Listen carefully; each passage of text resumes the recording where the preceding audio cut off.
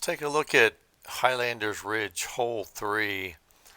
This hole reminds me a lot of Cahoe Backwoods, hole 8, where you have a tree line, and just beyond that tree line there's some OB water, and you need to decide if you want to just lay up or try to get past the water and possibly have a shot at eagle.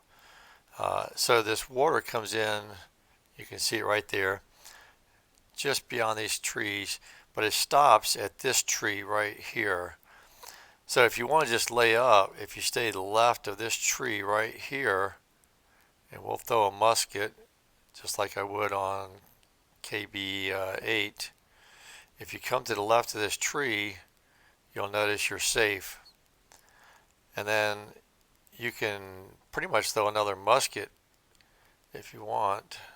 If you've got something a little bit longer, if you've got the glide musket, you could throw that. And just try to stay on this fairway, and you're going to have a look at the birdie 64 feet away. So that's a pretty safe layup play for birdie.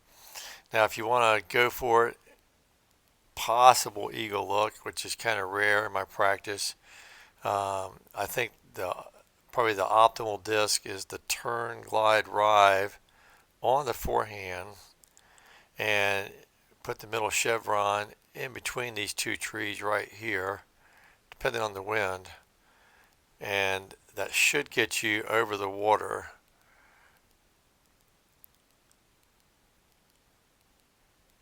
And possibly an eagle look.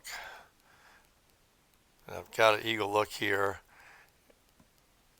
Barely see the basket. This plays about 10 feet uphill, so about 180.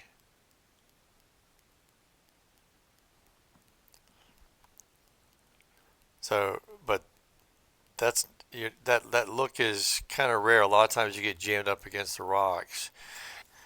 Now, if you have a really favorable wind like this 3 tailwind from the left, you can take the light glide Rive and go to the right with the backhand.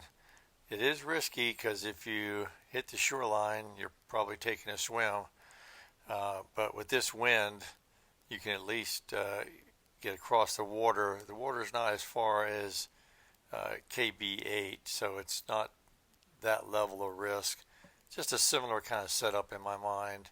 But yeah, let's go ahead and toss this out there, and you'll see with this wind we should be able to pretty easily carry the water. And one thing with the backhand is you're usually going to end up on the left side of the green here and kind of cut off. Now this time I have a look, but only because I got a lucky skip off the rock. So, alright, that's some options for Highlander's Ridge, hole 3. Hope you enjoyed it, hope you learned something, and we'll see you around the valley.